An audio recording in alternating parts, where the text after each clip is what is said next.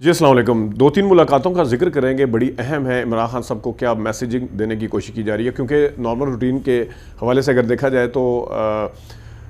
اس طرح ملنے کی اجازت عمومی طور پہ دی نہیں جا رہی ہے ادر دین وکلا اور فیملی ممبرز.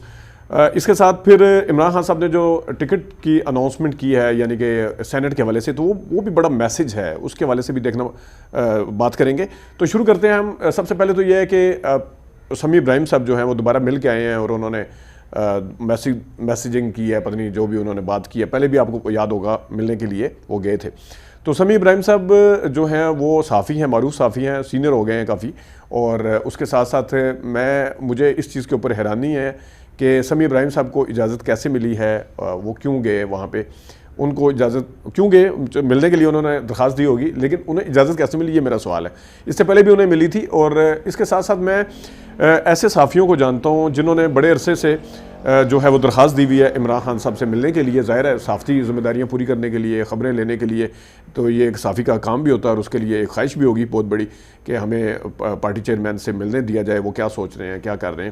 وہ ادر دین رپورٹر جو وہاں پہ کیس سننے کے لیے جاتے ہیں انہیں بھی دور کھڑا کر دیا جاتا ہے. تو سمیع ابراہیم صاحب ایک ایکسیپشنل کیس ہیں جن کو 15 دن کے اندر 2 دفعہ اجازت دی گئی ہے ملنے کے لیے. میں کچھ صحافی ایسے ہیں جن کو کچھ آج کل تو ویسے کسی کو آزاد کہنا بھی وہ سارے لٹھ لے کے پیچھے پڑ جاتے ہیں, لیکن کچھ جن کی تھوڑی سین وائسز ہیں وہ بھی ملنے کے لیے زور لگا رہے ہیں, جن کو پی ٹی آئی کی طرف جن کا ٹلٹ سمجھا جاتا ہے یا ان کے حوالے سے لکھتے ہیں, وہ بھی کافی دن سے زور لگا رہے ہیں. میں اس طرح کے لوگوں کو جانتا ہوں, میں ایسے صحافیوں کو جانتا ہوں جو کافی عرصے سے کہہ رہے ہیں, لیکن انہیں پچھلے 3-4 مہینے سے, اور خاص طور پہ الیکشن کے بعد اب لگ بھگ 1 مہینے سوا 1 مہینہ 10 دن ہو گئے ہیں الیکشن کو, تو اب انہیں بھی ملنے کی اجازت نہیں دی گئی ہے. لیکن سمیع ابراہیم صاحب کو 2 دفعہ دی گئی ہے. یہ بڑا سگنیفیکنٹ ہے. یہ کیا میسیجنگ ہو رہی ہے, کس طرف سے ہو رہی ہے, ان کو کون بھیج رہا ہے, کیونکہ پچھلی دفعہ بھی انہوں نے آگے جو بات کی تھی وہ اس حوالے سے دیکھا جائے جو بھی انہوں نے بات کی تھی اس ٹائم ہم نے اس کے اوپر ویڈیو بھی کی تھی, وہ بھی بڑی اہم تھی. تو کیا یہ کوئی میسیجنگ ادھر سے لے کے آ رہے ہیں اس طرف کہ عمران خان صاحب کیا سوچ رہے ہیں, یا ادھر سے ادھر لے جایا جا رہا ہے کہ اس طرف وہ کیا کرنا چاہ رہے ہیں, کیا کر رہے ہیں. تو بڑا لمیٹڈ ایک بندے کو اجازت دینا, اور وہ بھی دوبارہ اسی بندے کو اجازت دینا, یہ کوئی عام چیز نہیں ہے. اس کے حوالے سے جو ہے وہ چیزیں سامنے آئیں گی آنے والے دنوں میں, اس کے اوپر سوال ضرور اٹھیں گے. لیکن دوسری چیز جو ہے وہ سینٹ کے حوالے سے اب دیکھا جائے تو کچھ لوگ کہتے ہیں بات چیت ہو رہی ہے, اندر سے چل رہا ہے, خبریں اس طرح کی آتی ہیں کہ عمران خان صاحب کو ٹیبل کے اوپر لا کے بات چیت کے لیے کنونس کیا جا رہا ہے, قائل کرنے کی کوشش کی جا رہی ہے. لیکن عمران خان صاحب ایک تو خود کہا ہے کہ میری کسی سے کوئی بات نہیں ہے, الیکشن کی دھاندلی کے حوالے سے جب کوئی ہمارے ساتھ بات کرے گا تو اس کے بعد ہم بات کرنے کے لیے تیار ہوں گے. اور یہ بات یہ خالی انہوں نے اپنے صرف لفظوں سے ظاہر نہیں کی, انہوں نے اپنے ایکشن سے بھی اس چیز کو میرے خیال میں ظاہر کرنے کی کوشش کیا. اس کا نتیجہ یہ ہے کہ صنم جاوید صاحبہ اب وہ بنتی ہیں یا نہیں بنتی, ان کو کیونکہ 50 سیٹیں چاہیے ہوتی ہیں پنجاب اسمبلی میں, انہیں خواتین کی سینٹ کی سیٹ کے اوپر الیکشن میں لایا جا رہا ہے لڑنے کے لیے. پھر یاسمین راشد صاحب جن کے اوپر مقدمے ہیں وہ بھی اندر ہیں, ان کے حوالے سے بھی ہے کہ انہیں لے کے آیا جا رہا ہے ٹیکنوکریٹ کی سیٹ کے اوپر. اور کے پی کے اندر اگر دیکھا جائے تو اعظم سواتی ہیں, پھر دوسرے لوگ ہیں جو کہ اعظم سواتی کے ساتھ مراد سعید ہیں, وہ ان کا نام بھی بڑا کنٹروورشل اس حوالے سے ہے کہ وہ کافی عرصے سے غائب تھے, ان کا نام بھی لے کے آیا جا رہا ہے. تو اب دیکھنا یہ ہے کہ ایک طرف بات چیت کی بات ہو رہی ہے, ٹیبل ٹاک کے ذریعے یہ کیا جا رہا ہے یا قائل کرنے کی کوشش کی جا رہی ہے, جبکہ دوسری طرف سے یہ خبریں سامنے آ رہی ہیں کہ ایسے لوگوں کو ٹکٹ دینے کے حوالے سے جن کے نام جو ہیں وہ کسی صورت دوسری طرف قبول نہیں ہے. اس میں آپ دیکھ سکتے ہیں کہ مراد سعید کے حوالے سے وہ کتنے عرصے سے غائب ہیں, ان کا نام کتنا قابل قبول ہے سب کے لیے, یہ بھی آپ دیکھ سکتے ہیں. پھر یاسمین اپنا اعظم سواتی صاحب کا خاص طور پہ باجوہ صاحب کے بعد جو ایپیسوڈ ہوئی تھی اس کے بعد سے پھر ان کے کاغذات نامزدگی کے حوالے سے انہیں بلایا گیا تھا, وہ نہیں آئے تھے. تو اس حوالے سے دیکھا جائے تو یہ چیزیں ہیں جس میں کافی سارے سوالات جو ہیں وہ جنم لیتے ہیں کہ کیا اس طرح کیا دونوں طرف سے, اس طرف سے اگر دیکھا جائے تو محسن نقوی صاحب کا وزیر داخلہ بننا, اور پھر احتجاج کے دوران گرفتاریاں کرنا, بار بار گرفتار ہونا, وکلا کا گرفتار ہونا, تو یہ چیزیں جو ہیں یہ دونوں طرف سے مسل دکھائے جا رہے ہیں. اور اس کے بعد ٹیبل ٹاک کے لیے اسی شد و مد کے ساتھ بھی بیٹھا جا سکتا ہے, لیکن اپنی بات کون منوا پائے گا, کون اپنا زور جو زیادہ ثابت کرے گا, تاکہ دوسرا بندہ جو جب ٹاک کرنے کے لیے آئے یا بیٹھنے کے لیے آئے تو پھر اس کو منوایا جا سکتے. عمران خان صاحب کا یہ کہنا کہ دھاندلی کے حوالے سے بھی ان کا یہ بات بالکل ٹھیک ہے. اب جس طرح گورنمنٹ کی طرف سے احسن اقبال صاحب یہ تاثر دینے کی بار بار کوشش کرتے ہیں, اور دوسرے لوگ بھی کہ دیکھیں جی جب انہوں نے آگے پارلیمنٹ کے اندر جب بیٹھ گئے ہیں تو پھر اس کا مطلب ہے اس حکومت کو بھی مان لیا ہے. تو احسن اقبال صاحب کو میں یاد کرواتا جاؤں کہ جب 2018 کا الیکشن ہوا تھا, آپ نے نہ الیکشن کو مانا تھا نہ حکومت کو مانا تھا, لیکن آپ پارلیمنٹ میں آئے تھے. مولانا فضل الرحمان صاحب اگرچہ روکتے رہے تھے لیکن آپ پارلیمنٹ میں آئے تھے, لیکن آپ نے مانا نہیں تھا اور اس کے اوپر آپ آواز اٹھاتے رہے تھے. لیکن اب دوسری طرف آ کے جب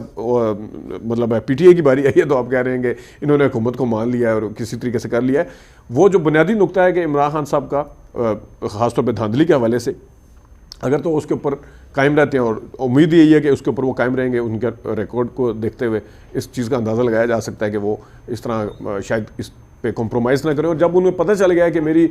موقف کی لوگوں نے تائید کی ہے کہ میں جو انہوں نے ریجڈ قسم کا ایک موقف لے کے رکھا ہے اس کی جب انہوں نے تائید کی ہے تو وہ بڑے زبردست طریقے سے جانتے ہیں کہ اس وقت مجھے جو کسی قسم کا کوئی کمپرومائز نہیں کرنا چاہیے. تو وہ دیکھتے ہیں کہ اپنی بات کس حد تک منوا پائیں گے اور منواتے ہیں. دوسری طرف جو ہے وہ معاملہ اب دیکھیں, مریم نواز شریف صاحبہ جو ہیں وہ روڈ میپ, جو معاشی روڈ میپ ہے وہ چچا جان نے ایکسیپٹ کیا ہے, اور چچا جان نے جو ایک پیش کیا ہے اس کو بڑے احسن طریقے سے اور بڑی تعریفوں کے ساتھ انہوں نے ایکسیپٹ کیا ہے معاشی یعنی بھتیجی نے. اس وقت جو بھی چیز مریم اور شہباز شریف صاحب کے درمیان ہوگی وہ لوگ اس کو وزیر اعظم اور وزیر اعلیٰ کے طور پہ نہیں لیں گے, وہ آپس کے جو رشتہ ہے اس کے طور پہ ہی لیا جائے گا. دوسرا وہ ہیلی کاپٹر والا جو ہے, ہیلی کاپٹر کی وہی آپٹکس بنانے کی بجائے ہیلی کاپٹر یہی شہباز شریف صاحب کرتے پھر رہے ہیں اور یہی مریم نواز شریف صاحبہ کرتی پھر رہی ہیں. شہباز شریف کیا کرتے پھر رہے ہیں کہ یوٹیلٹی سٹور کے اوپر جا کے چھاپے مارتے ہیں. اب چھاپے مارنا کمشنر, ڈپٹی کمشنر ان کا کام ہوتا ہے, چیک کرنا ان کا کام ہوتا ہے. اگر کسی بھی آفس کے اندر سی او جو ہے وہ اگر کسی ورکر کا کام کرنا شروع کر دے, پھر نہ تو اس ورکر کی ضرورت ہے نہ آپ سی او کی کرسی کے اوپر بیٹھنے کے لیے جسٹیفائڈ ہیں.